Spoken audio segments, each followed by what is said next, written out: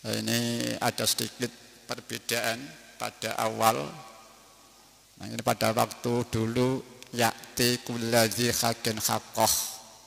Kemudian berubah akan menjadi yu'ti kulladzi haqqin haqqah.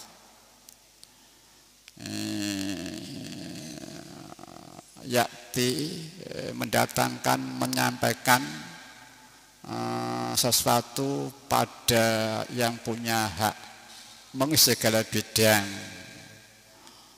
Kalau atau memberikan, jadi menyampaikan atau memberikan. Mungkin dalam awal itu redasnya ya'ti kulladzi haqqin haqqah, mengisi segala bidang.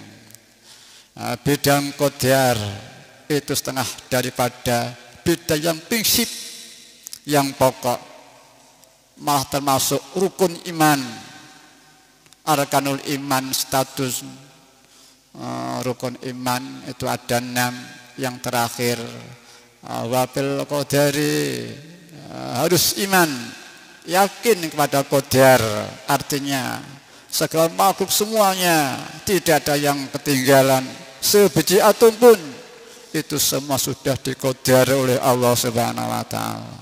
Sudah direncanakan istilah pembangunan, baik itu jelek, baik buruk maupun itu baik. Ini kaya, ini keyakinan atau iman para hadirin. Dan harus diisi, itu keyakinan harus diisi. Apapun, adapun menjauhi perkara jelek dan mengusahakan perkara yang baik, itu bidang lain. Jangan kita campur adukkan. Ada bidang yu'ti kulladzi haqqin haqqah, ada bidang iman dan sunnah. Dan semua bidang-bidang harus kita isi.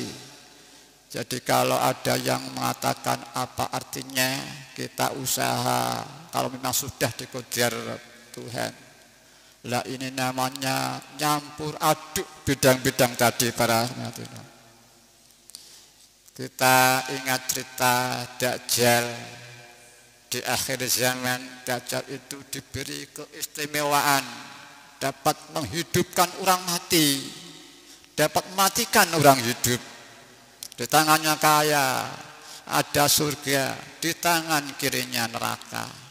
Dia menguasai seluruh dunia, meluas dunia. Orang dipaksa supaya mengakui dan menyatakan bahwa dia Tuhan. Itu Dajjal.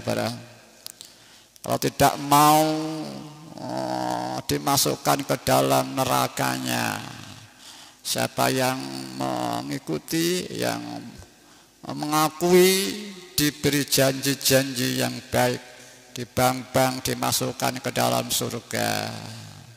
Tetapi sesungguhnya surga Dajjal itu neraka, dan neraka Dajjal itu adalah surga. Terbalik, dia dapat mencipta umpamanya makanan atau apa saja, istilah pedalangan pinujo teko pinuwun rawuh, apapun yang diingini datang, atau kun fayakun. Dajjal dapat diberi keistimewaan begitu. Hubungan dengan pengajian tadi, ada orang yang diberi kekuatan jiwa atau kekuatan gaib atau tenaga dalam yang luar biasa, apalagi kekuatan lahir yang tidak seberapa, itu semua tidak dapat membedah qadar, tidak bisa menjebol, membedah qadar, tidak bisa merubah qadar. Kalau di qadar marat apa namanya, ya, tetap marat. Qadar kaya tetap kaya, pasti mati dan sebagainya.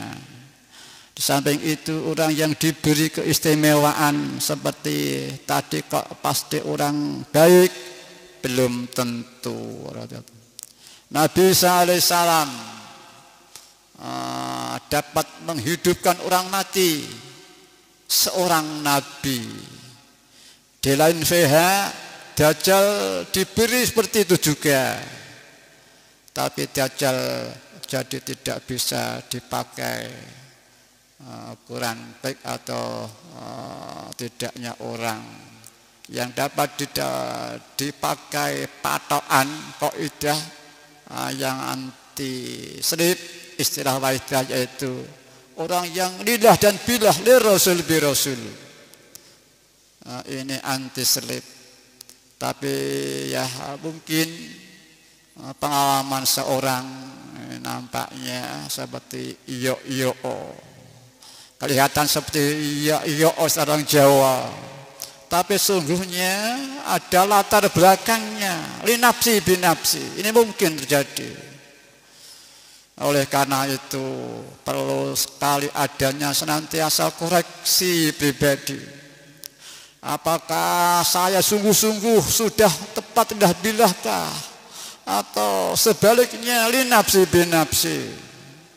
Mari para mencari ya gitu. Maka dari itu sekali lagi perlu kita senantiasa koreksi diri yang menjelimet sejelimet-jelimetnya, setriti-tritinya. Istilah orang menyaring atau orang mengayak tepung, disaring sekali, disaring lagi, harus disaring lagi, dan seterusnya. Sudah lembut harus disaring lagi agar tambah lembut lagi, sebab mungkin masih ada kotoran atau apa. Wa'bud rabbaka hatta ya'tiyakal yakin al-hakim. Mengabdilah kepada Tuhanmu, mempertuhanlah kepada Tuhanmu sehingga engkau mati. Para hati-hati, para hadirin, jangan jangan sampai mandek di tengah jalan, sekalipun bagaimana lembutnya atau ayaannya, itu mungkin sekali masih ada kotoran yang kurang tepat.